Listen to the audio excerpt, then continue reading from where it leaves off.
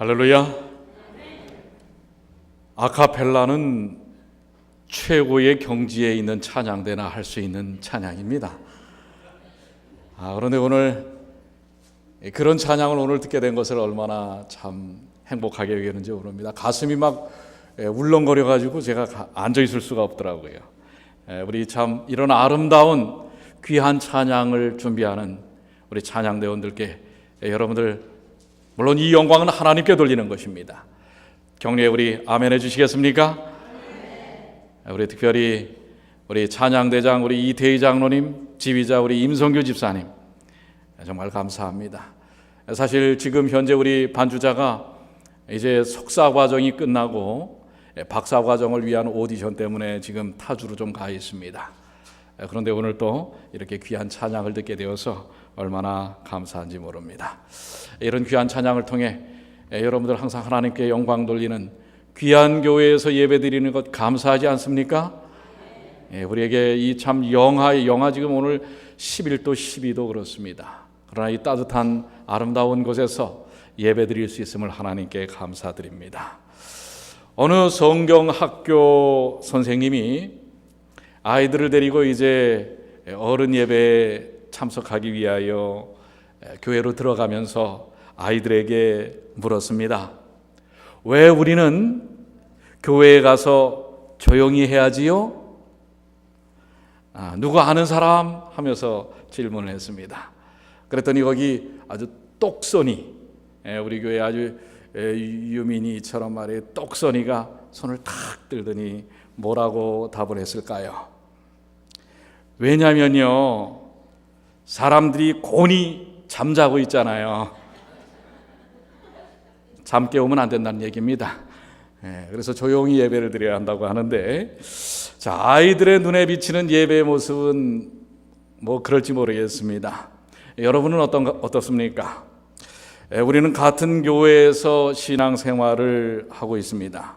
그러나 때로는 그 삶은 조금씩 다를 수가 있습니다. 실질적으로 우리의 영적인 삶이 다를 수 있는 그런 여러 가지 모습들이 있습니다. 믿음에도 차이가 있고 무엇보다도 우리가 드러내는 삶의 모습은 많이 다를 수가 있습니다.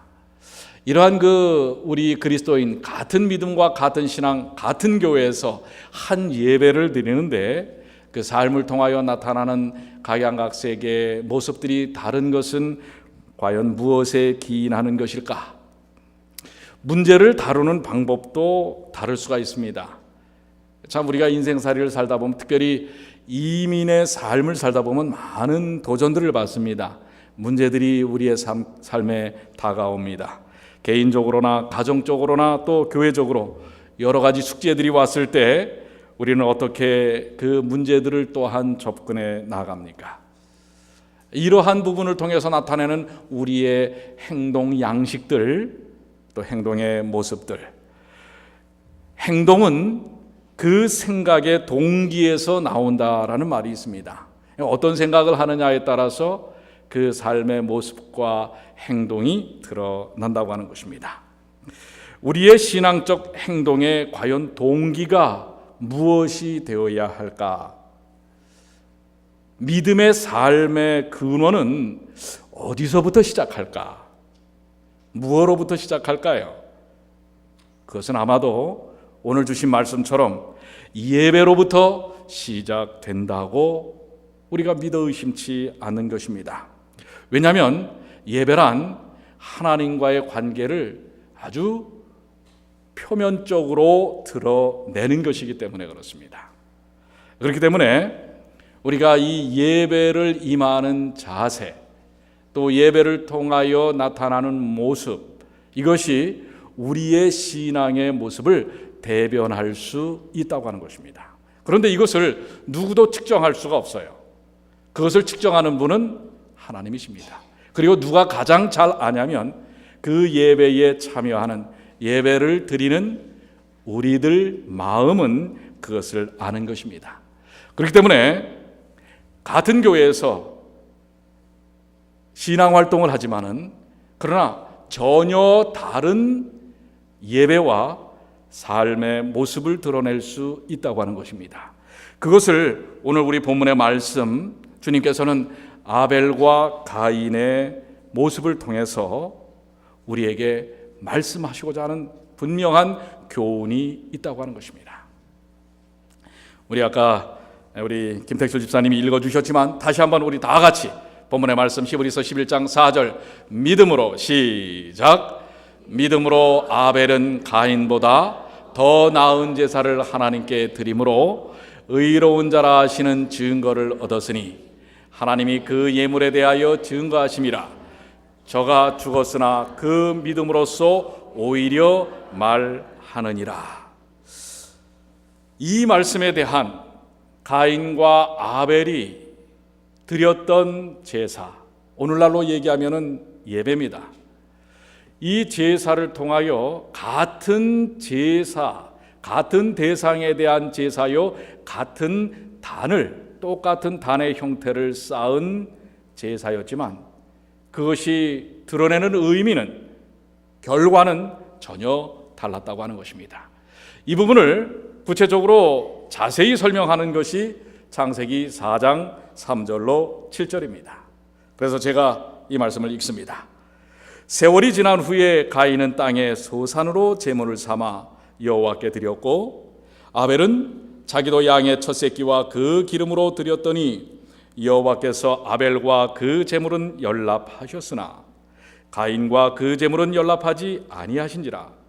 가인이 심히 분하여 안색이 변하니 여호와께서 가인에게 이르시되 내가 분하여 함은 어찌미며 안색이 변함은 어찌미니요 내가 선을 행하면 어찌 낯을 들지 못하겠느냐. 선을 행치 아니하면 죄가 문에 엎드리느니라. 죄의 소원은 내게 있으나 너는 죄를 다스릴지니라. 히브리서 11장 4절에 말씀에 대한 배경이 바로 창세기 4장 3절로 7절에 있는 말씀입니다. 두 형제는 그들은 같은 모양의 제단을 쌓고 각기의 제물을 갖고 왔습니다. 그런데 누구의 제물은 받으셨어요? 아벨의 제물은 받으셨는데 누구의 제물은 안 받으셨어요? 가인의 제물은 받지 않으셨습니다. 자, 이 두 사람이 갖는 출생과 종교적 교훈에 관해서는 이 형제는 다 같았습니다. 둘 다 죄인이었고 둘 다 존경과 예배에 대한 하나님의 요구를 시인하였습니다. 그렇기 때문에 제단을 쌓고 하나님께 제물을 드리는 것입니다. 외관적으로 볼 때 그들의 신앙은 거의 같은 것으로 보일 수 있습니다. 아니, 어떻게 보면은 가인의 제사가 더 정성이 깃들여 보이기도 하는 것입니다. 그러나 그들은 극명한 제사, 예배의 결과를 갖게 됩니다. 이것은 오늘 같은 교회에서 같은 신앙생활을 하지만 또 같은 시간대에 예배를 드리지만 나타나는 삶의 영적 경험이나 하나님의 충만함의 경험이 다를 수 있음을 우리는 스스로 고백할 수밖에 없다고 하는 것입니다. 왜 하나님은 가인의 예배를 받으시지 않았을까? 무슨 차이일까? 여기에 대하여 히브리서 11장 우리 본문의 말씀은 뭐라고 얘기하고 계세요? 아벨은 가인보다 무엇을 더 나은 제사를, 제사에도 예배에도 더 나은 제사와 예배가 있다고 하는 것입니다. 그런데 더 나은 제사에 대한 차이를 뭐라고 하나님께서 말씀하세요? 하나님이 그 예물에 대하여 증거하심이라. 뭐에 대해서 말씀하고 있어요? 그들이 갖고 왔던 예물에 대하여 이야기하고 언급하고 있는 것입니다. 자, 제사에는 뭐가 있어야 돼요? 제사에는 뭐가 있어야 됩니까? 제사가 이루어지려면 뭐가 있어야지 제사가 이루어져요? 제물이 있어야 합니다. 제물이 없는 제사는 뭐가 아니에요? 사실 여러분들 제사가 아닙니다. 제물이 없는 제사는 제물이 아닙니다. 제사란, 근데 여러분들 오늘 이 말씀을 정말 오해 없이 들으셔야 돼요. 그런데 지금 여기 이 제물에 대한 것을 히브리서에서는 예물이라 얘기하고 있습니다. 그러니까 제사에는 제물이 필요한데 이걸 예물로 표현합니다. 예배에도 뭐가 필요해요? 제사가 필요하고 예물이 필요합니다.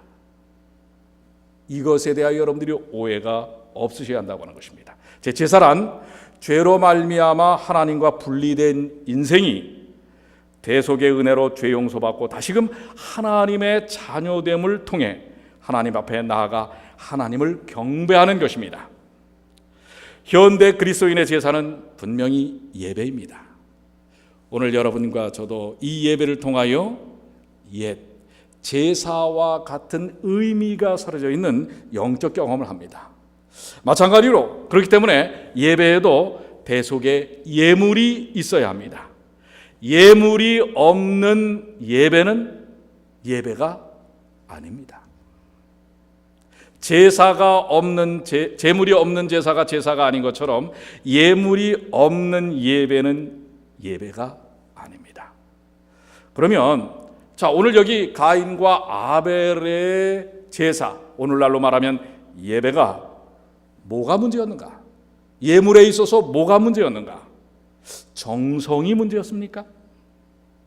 아니면 가치, 드렸던 예물, 제물의 가치가 문제였습니까? 그러면 만약에 정성과 가치의 문제였다면 소위 말하는 일반 수많은 종교들이 이야기하는 것처럼 정성이 부족해라고 이야기하는 것처럼 정성과 그 제물과 예물의 가치가 문제였다면 금은 보화를 바치면 하나님이 받으실까요? 여러분의 답은 뭡니까? 금은 보화를 바치면 하나님이 받으셔요, 안 받으셔요? 왜요? 뭔가를 해야 하는 것, 뭔가를 우리가 계획하고 우리의 생각대로 하는 것은 착각입니다. 제사에, 하나님께 드리는 제사에 드리는 제물, 하나님께 드리는 예배의 예물은 수많은 정성과 가치가 아니라 꼭 그것을 드려야 하는 것입니다. 그게 뭡니까? 그것이 더 나은 제사라고 이야기하신 하나님의 뜻, 의도가 어디에 나오냐면 히브리서 9장 22절에 나옵니다. 다 같이 읽겠습니다. 시작. 피 흘림이 없은즉 사함이 없느니라. 정성이에요? 그 제물의 가치입니까? 하나님은 꼭 그것을 드리라고 얘기합니다. 그게 무엇이죠? 피 흘림이라고 하는 것입니다. 가인의 심리를 잘 표현한 글이 있습니다. 하나님께 그가 그 제물을 드리면서 가졌던 가인의 심리를 이 부조와 선지자에는 아주 정말 은혜롭게 표현을 하고 있어요. 아주 그 심리를 자세히 표현하고 있는데 이렇게 표현하고 있습니다. 자, 가인은 약속된 희생과 희생제물의 필요성에 대하여 마음속으로 불평과 불신을 품고 하나님 앞에 나아갔다. 그의 봉헌물에는 죄에 대한 참회가 표시되어 있지 않았다. 오늘날 많은 사람들이 느끼는 바와 같이 그는 하나님께서 세우신 계획 그대로 따르는 것은 연약함을 인정하는 것이 되며 자기 구원을 약속된 구주의 속죄에만 전적으로 의존하는 경륜을 고지고대로 따르는 것은 연약함을 시인하는 것이 된다고 느꼈다. 그는 자기 의존의 길을 택하였다. 그는 자기의 공로를 가지고 나오려고 하였다. 자, 이 가인이 그가 농사지었던 1년 동안 내내 땀 흘려서 봄에 씨를 뿌리고 김을 메고 물을 대고 그 다음에 뭐예요? 추수를 해서 타작을 해가지고 드렸던 정말 땀이 많이 담겨진 정성으로 하면 가인의 제물에 따라갈 게 있어요, 없어요? 사실 아벨이 드렸던 양을 드리는 제물 정성이 있습니까? 물론 정성이 있죠, 그것도. 그러나 어떻게 보면 저도 가만히 어린 시절부터 저희 부모님들이 그 땅을 좀 이렇게 뒤에 갖고 계셔가지고 이 농사를 지시는데, 사실 제가 제일 하기 싫었던 게 뭔지 아십니까? 밭일이에요, 밭일. 이 학교만 갔다 오면은 얘야 나가서 고랑 좀 뭐예요? 해서 김 좀 매라고 하는 건데, 그래서 제가 서울 변두리에 살았는데도요, 그 정말 그래서 그런지 몰라도 이 농사 짓는 일이 정말 쉬운 일이 아닙니다. 그런데 이 가인이 1년 동안 정말 땀 흘린 그 소사는 정성으로 따지면 최고입니다. 사실 어떻게 보면 양은요, 먹을 것만 주고 잘 보호만 하면 크는 건 누가 다 커요? 자기 스스로 그런 것 같아요. 그런 거에 비하면은 가인은 정말 김을 메고 물대고 타작하고 그 모든 수고로움이 결코 작은 것이 아니라고 하는 것입니다. 그렇기 때문에 그런 자기 생각에 그 제물을 드리는 것이 어떻게 보면은 하나님께 더 은혜가 되는 것이 아닌가라고 생각했을지 모릅니다. 그런데 여기에 이 표현을 보면 왜 꼭 그것을 드려야 하는가? 우리는 오늘 현대의 많은 신앙인들이 그런 얘기를 합니다. 왜 우리가 꼭 그렇게 할 필요가 있습니까? 이것도 좋고, 하나님은 은혜의 하나님, 사랑의 하나님이신데 모든 것이 다 통할 수 있는 것 아니겠습니까? 어때요? 이런 신앙의 마음 상당히 자유롭죠. 자연스럽지요. 그런데 적어도 하나님과의 관계의 교제를 이루는 제사와 예배는 하나님은 오직 꼭 그것만을 드리라고 말씀하십니다. 거기에 우리의 이론과 생각, 판단, 이것이 결코 의미가 있는 것이 아니라는 것을 기억하시게 되기를 바랍니다. 가인은 자신의 노력과 수고, 헌신, 자기 만족, 거기에는 더 나아가서 자기 목표, 자기 공로, 자기 자랑이 암암리에 섞여 있었을 뿐만 아니라 여기에는 이 표현처럼 오히려 하나님 뜻대로 사는 것, 하나님의 그 말씀 꼭 그대로 하는 것은 인간의 연약함을 드러내는 것이다 라고 생각하는 것입니다. 오늘날 현대인의 신앙 속에서 이런 도전들이 있을 수 있습니다. 우리가 꼭 그렇게만 할 필요가 있습니까? 여러분은 어떻습니까? 우리의 신앙 속에서 혹시 이런 도전들을 받은 적이 없습니까? 그런데 뭐뭐 때문에, 내가 이렇게 생각하기 때문에, 뭐뭐이기에, 내가 어떤 위치에 있기 때문에 이렇게 해야 된다라고 하는 것은 하나님의 예배 속에서 이루어지는 요소가 아니라고 하는 것을 분명히 말씀하고 있습니다. 그래서 가인은 자기의 죄인이 하나님 앞에 나아가는 일에 있어서 꼭 필요한 가장 필수적인 요소를 자신의 인식과 이해와 생각으로 바꾸어 놓아버린 것입니다. 자기의 계획, 의지, 그리고 예상, 자기가 생각하는 결과에 대한 기대, 이것이 어떻게 보면 오늘날 우리 속에도 잠식되어 온, 우리에게도 있는 비신앙적 요소들일 수 있다고 하는 것입니다.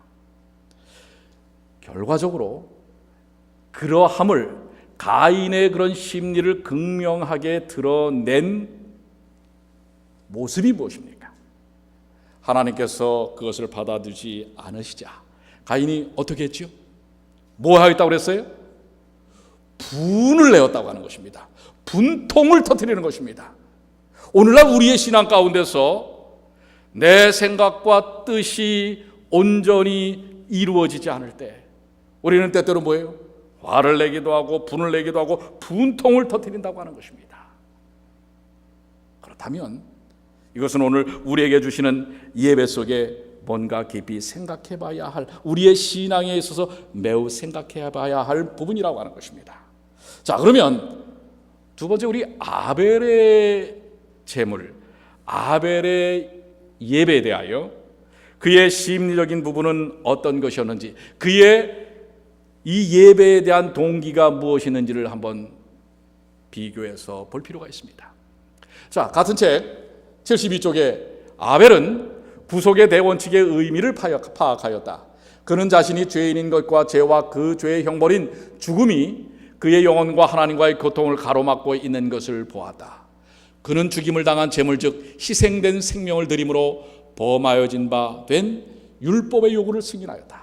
그는 흘려진 피를 통하여 미래의 희생 즉 그리스도께서 갈바리의 십자가에서 주시는 것을 바라보았다. 그리고 그곳에서 이루어질 속죄를 의지함으로 그가 의로워졌으며 그의 제물이 받으신 바 되었다는 무엇을 얻었다? 증거를 얻었다. 무엇을 통하여? 그는 그 예배의 핵심이 무엇이 되어야 한다는 사실을 확신하는 거예요. 바로 흘려진 피, 장차 이 땅에 오셔서 온 인류, 그뿐만 아니라 온 인류를 구원하시는 예수 그리스도의 갈바리 십자가의 피만이 그 예배의 중심이요 핵심이라고 하는 사실을 이야기하고 있는 것입니다. 그리고 그것을 믿었습니다. 믿음으로 우리 신앙의 핵심, 우리의 예배의 핵심이 바로 그것임을 그는 분명한 믿음과 이해를 가졌다고 하는 것입니다. 그래서 에베소서 2장 13절 한번 다 같이 읽어볼까요? 자, 이제는 시작. 이제는 전에 멀리 있던 너희가 그리스도 예수 안에서 그리스도의 피로 가까워졌느니라. 자, 아벨이 준비한 제물, 또 우리가 준비할 예물은 뭐가 되어야 합니까? 바로 우리를 위하여 피 흘려 돌아가신 예수 그리스도, 예수님의 그 십자가의 은혜가 되어야 한다고 하는 것입니다. 여기에 대한 이 제물을 드리면서 가졌던 제물에 대한 그것을 하늘에서 불이 내려와서 하나님께서 그 제물을 취하심으로 받아주셨을 때, 아까 가인은 하늘에서 불이 내려오지 않아서 그 제물을 받지 않으셨어요. 그럴 때 가인은 어떻게 했다고 그랬어요? 어떤 반응을 보였다고 그랬어요? 뭐라고 그랬죠? 성경에는 분노라고 그랬죠. 노를 발하여 했는데, 즉 요즘 표현으로 하면 분통을 터뜨린 것입니다. 그런데 아벨은 하나님께서 그 제물을 받아들였을 때 어떤 마음가짐을 가졌을까요? 재밌게도 제가 왜 분통이라고 말을 드린 줄 아십니까? 이 성경을 연구하다 보면 참 재미있는 그 대비적 표현들이 있어요. 여러분, 우리가 전주에 세상과 아주 다른 말씀에 대해서 우리가 나누면서 그 첫 번째가 예수님께서 이 산상에서 말씀하셨던 심령이 가난한 자였는데요. 바로 아벨이 하나님께서 그가 드렸던 양을 드리면서, 사실 그는요 자기의 공로 1년 동안 수고했던 양과 함께 지내면서 양똥을 치우고 양이 전갈과 늑대와 승냥이가 다가오는 것을 다 막아주면서 또 양털을 깎아주고 먹이를 찾아서 꼴을 찾아서 애를 썼던 그런 수고가 드러났을까요? 자기의 정성과 노력이 드러났을까요? 칼을 들어서 그야말로 빨간, 양의 눈이 빨갛습니다. 그런데 그 빨간 눈을 갖고 자기를 쳐다보고 가련하게 쳐다보고 있는 그 양의 하얀 목덜미를 향하여 그의 예리한 칼을 내려 찔렀을 때, 거기서부터 그 하얀 목덜미에서 나타난 검붉은 피를 바라보면서 뭘 느꼈을까요? 마태복음 5장 4절, 주님께서 산상수훈 두 번째 말씀하신 이 말씀이 그의 가슴을 애리도록 찔렀다고 하는 사실을 여러분들 기억하시기 바랍니다. 우리 한번 다 같이 볼까요? 시작. 애통하는 자는 복이 있나니 저희가 위로를 받을 것이며, 나의 죄 때문에 내가 죽는구나. 아무 죄 없는 어린 양, 그 어린 양이 나의 죄 때문에 죽어가는 그 신음소리를 들으면서 자신의 죄의 극악함과 무서움, 그걸 통하여 가슴 속에 이것이 내 죄 때문이구나, 나 때문이구나 그러며 애통하며 가슴을 치는 아벨의 심경, 이것이 바로 예배 때 드려지는 예물인 것을 여러분들 기억하시길 바랍니다.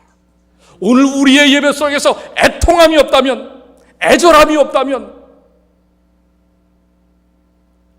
오늘 뭘 받지 못해요? 우리가 주님의 십자가의 은혜를 통한 위로를 받지 못한다는 사실을 기억하시게 되길 바랍니다. 여러분과 저는 우리의 죄, 아니 나의 죄로 인하여 죽을 수밖에 없는 영혼입니다. 우리가 그런 인생들이에요. 병들어 죽고 또 인생의 무거운 짐에 시달려 죽고, 지금도 여러분들 우리 삶 속에서 얼마나 수많은 도전들이 우리에게 다가옵니까? 요즘 왜 이렇게 아픈 분들이 많아요? 우리 성도들 가운데서도 아픈 분들이 많습니다. 그러나 여러분들 그 육신적인 아픔을 통하여 애통함을 바로 아벨이 그 양을 잡아들이면서 드리는 그 순결한 애통함으로 바꾸시게 되길 바랍니다. 그럴 때 그 애통함에는 뭐가 있어요? 위로함이 있다는 사실을 기억하시게 되길 바랍니다. 사실 여러분들이 육신적으로 권고하고 아픈 것도 다 죄 때문 아닙니까? 우리 인생에게 다가온 죄 때문이 아닙니까? 인간관계에 있어서 뭔가 부딪힘이 있고 어렵고 힘든 것, 가족에 있어서 삶에 문제가 있는 것, 뭐 재정적인 부분, 여러 가지 문제들, 우리가 우리 주변을 휩싸이고 있는 수많은 것들이 사실 이 땅에 있는 인생들의 죄, 나의 죄 때문 아니었습니까?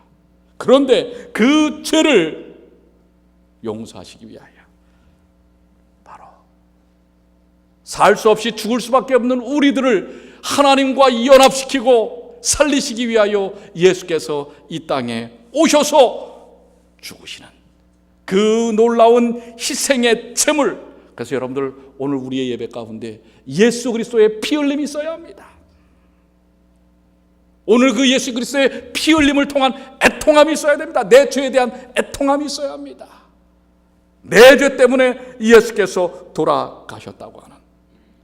그래서 여러분들 우리의 예배는 분통이 아니라, 우리의 신앙은 분통이 아니라 애통함이 있어야 된다는 사실을 기억하시게 되길 바랍니다. 내 뜻대로 안 돼서 화를 내고 내 계획대로 안 돼서 실망하고 분통을 터뜨리는 인생이 아니라, 나 때문에 죽어가는 어린 양, 나 때문에 죽으신 어린 양, 그 죄로 인하여 죄에 대한 극함에 대하여 애통함이 있는 예배. 오늘 이 예배를 주님께서 받아주십니다. 오늘 여러분들 이 예배를 주님이 받으신다는 사실을 기억하십시오. 사실 이 분통과 애통의 예배는, 그리고 신앙적 자세는 성경 가운데 자주자주 나옵니다. 여러분들 바리새인들이 가졌던 신앙적 태도와 세리가 가졌던 신앙적 태도, 기도가 어떻습니까? 바리새인은 어때요? 내가 무엇 했습니다. 세리는 어떻습니까? 나는 이것도 안 되고 저것도 안 되고 저는 죄인입니다. 애통하며요. 여러분들 누가복음 15장에 나온 장자와 탕자는 어떻습니까? 장자는 지금 뭘 터뜨리고 있어요? 분통을 터뜨리고 있죠. 왜요? 탕자가 돌아왔는데 자기 쓸 거 다 썼는데 이제 내 몫인데 그걸 갖다가 아버지가 어떻게 하는 거예요? 그거 작은 아들에게 또 주는 거 아닙니까? 정말 때려서 저거 해도 내쫓아도 시원치 않을 이 둘째 동생을 어떻게 하는 거예요? 대접하는 것입니다. 분통을 터뜨립니다. 왜요? 내 것이라고 생각하는 것입니다. 내 계획한 대로, 내 뜻대로 이루어져야 된다고 생각하는 것입니다. 그러나 탕자는 어때요? 자기는 죄인인 것을, 아버지 앞에 고개를 들 수 없음을 인하여 애통하는 것입니다. 오늘 우리는 무엇으로 예배를 드리십니까? 여러분은 오늘 이 예배 속에서 어떤 예물을 지금 드리고 계십니까? 그래서 우리의 예배에 대한 자세를 예수님께서 아주 극명하게 딱 한마디로 말씀을 하셨어요. 그게 뭐냐면 여러분들 잘 아시는 이 사마리아 여인과의 예배 논쟁입니다. 참 예배가 뭐냐? 어떤 것이 참 예배냐? 라고 하셨을 때 요한복음 4장 24절에 이렇게 말씀하시죠. 예수님이 말씀하십니다. 아버지께 참으로 예배하는 자들은 신령과 무엇으로 예배할지니 진정으로 예배할 때가 오나니 곧 이때라. 아버지께서는 이렇게 자기에게 예배하는 자들을 찾으시느니라. 하나님은 영이시니 예배하는 자가 무엇과 무엇으로 예배하라. 신령과 진정으로 예배할지니라. 여러분들 신령과 진정으로 예배하십니까? 신령과 진정이 뭐예요? 아니, 신령과 진정으로 예배할 때가 왔고 또 신령과 진정으로 예배를 해야 이게 참 예배라고 지금 예수님께서 그 사마리아 여인하고 지금 막 합니다.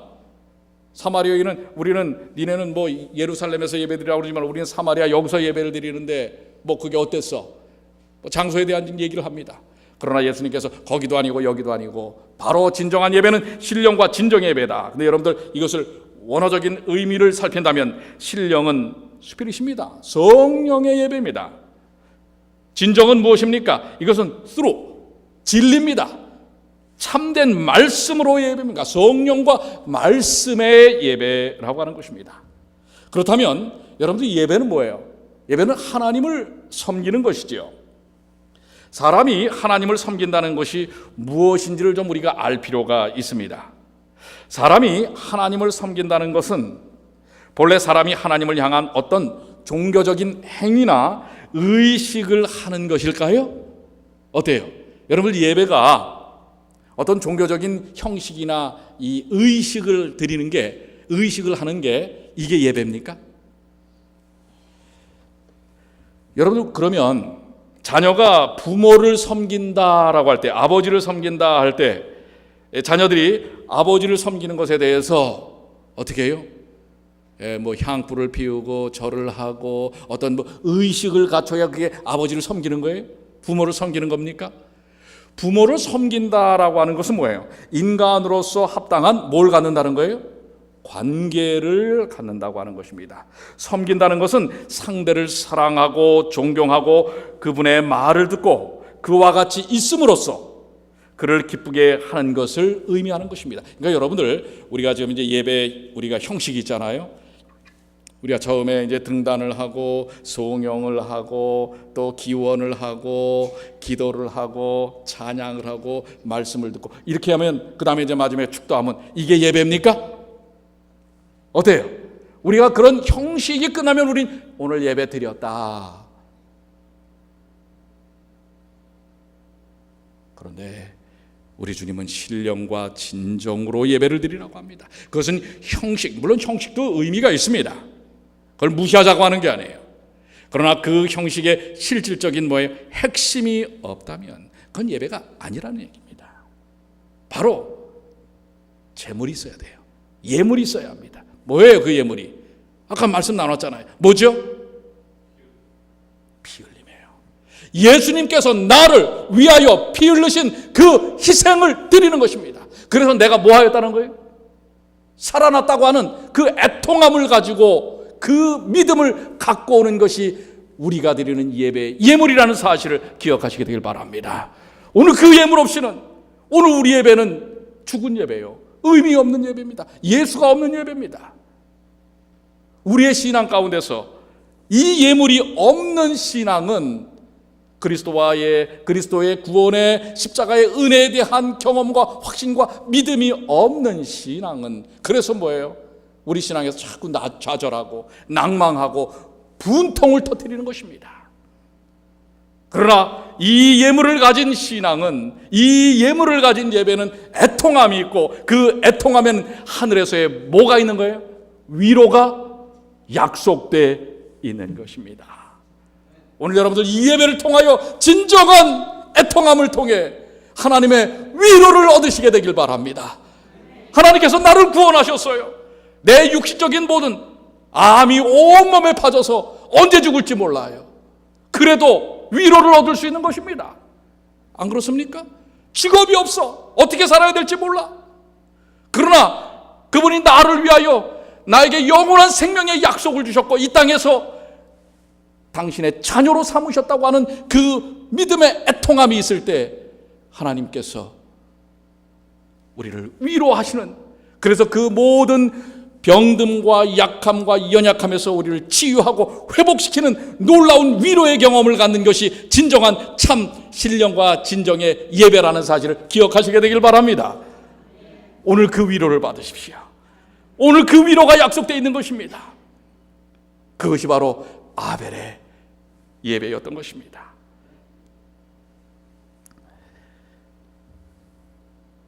그래서 로마서 12장 1절은 우리에게 이렇게 말씀을 합니다.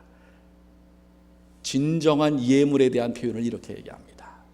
그러므로 형제들아, 내가 하나님의 모든 자비하심으로 너희를 권하노니 너희 몸을 하나님이 기뻐하시는 거룩한 무엇으로 드리라. 이젠 내가 사는 것이 아닌 거예요.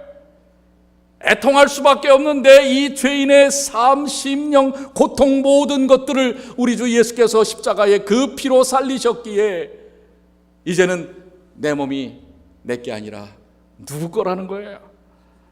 주님 거예요. 그래서 우리의 몸을 하나님이 기뻐하시는 거룩한 산제사로 드리는 것입니다. 여러분이 드리는 헌금, 이게 예물 아닙니다.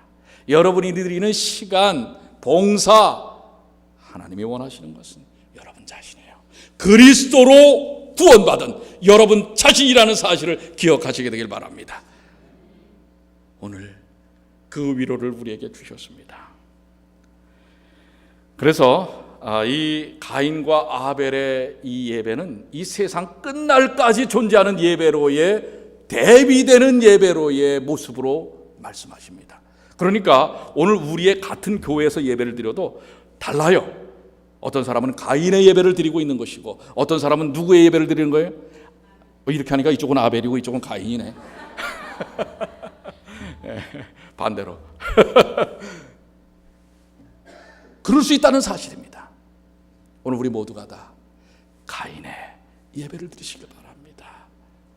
애통함이 있어야 돼요. 그러나 그 애통하로만 끝나는 것이 아닙니다. 그 애통함을 가질 때, 애통함의 예물을 갖고 나왔을 때 나라고 하는, 죄인이라고 하는, 그래서 십자가 앞에 애통할 수밖에 없는 내 몸을 주님께 드릴 때 거기에서 뭐예요? 내가 너를 용서하였노라, 내가 너를 구원하였노라, 너는 내 것이라, 너는 내 자녀라 하시는 하나님의 위로가 있음을 기억하시게 되길 바랍니다. 그러니 여러분들, 우리는 살만합니다. 우리는 세상 가운데 살만한 의미가 있는 사람들입니다. 단 며칠을 살아도 우리는 의미가 있습니다. 왜요? 영원한 영생이 주어져 있기 때문에. 그러니까 여러분들, 말기에 있는 분들 혹시 있을지 몰라요. 이 방송을 듣는 분들도 있어요. 여러분들 염려하지 마세요. 이 땅에서 사는 건 며칠일지 모르지만 하나님 안에서 사는 건 영원함이라는 사실을 기억하시게 되길 바랍니다. 이 소망이 우리에게 있습니다. 오늘 그래서 우리는 살만합니다. 수많은 도전들이 와도 이겨낼 수 있는 것입니다. 아멘 아닙니까? 할렐루야. 오늘 이 귀하신 하나님의 은혜, 하나님의 이 위로하심, 이 예배가 바로 하나님께서 우리에게 제공하시는 예배요, 우리들이 갖는 신령과 진정의 예배인 것입니다. 바로 성령께 사로잡힌 사람들의 삶의 모습이요, 진리 가운데서 사는 사람들의 모습입니다. 이거 너무나 많은 글씨가 있어서 넘어갑니다. 가인과 아벨은 종말 때까지 이 세상에 있을 두 부류의 사람을 대표한다고 이야기하고 있어요. 그렇습니다. 그렇지만은 오늘 여러분들이 이 두 부류에서 가인의 부류가 아닌 아벨의 입장에서 우리는 신앙생활을 하는 사람들로 마음의 결심, 여러분의 의지를 세우시길 바랍니다. 그것이 바로 그 의지가 사도행전 4장 12절의 말씀 아닙니까? 다른 이로서는 다 같이 시작.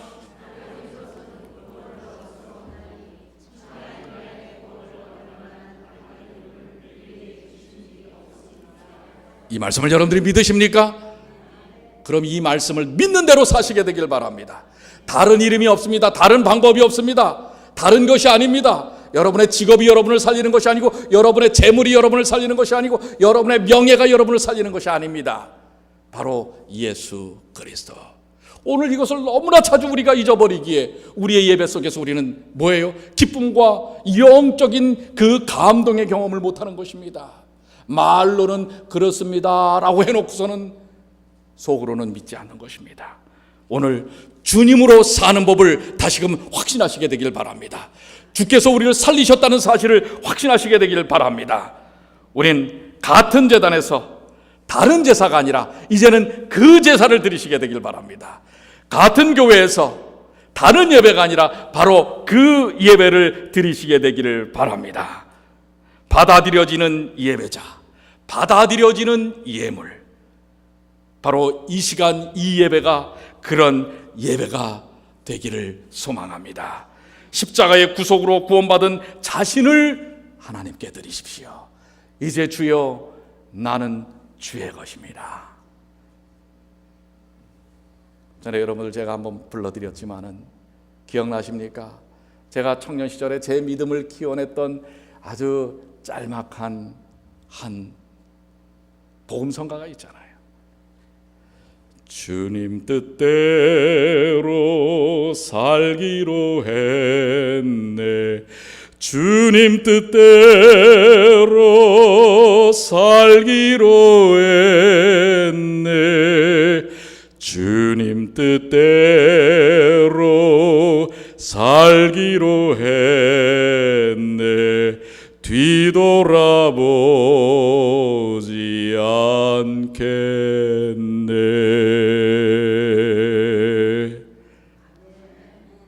주님 뜻대로 사십시오. 오늘 그 예배, 그 예물, 우리를 살리신 그분 안에서 애통함이 있지만 애통하기에, 삶의 수많은 우리를 애통케 만드는 것들이 있지만 그리스도를 믿는 믿음 안에서 수많은 애통함을 경험하지만 그러나 그분의 위로를 경험함으로 승리하시는 주님의 귀한 자녀들이 되시기를 간절히 축원합니다.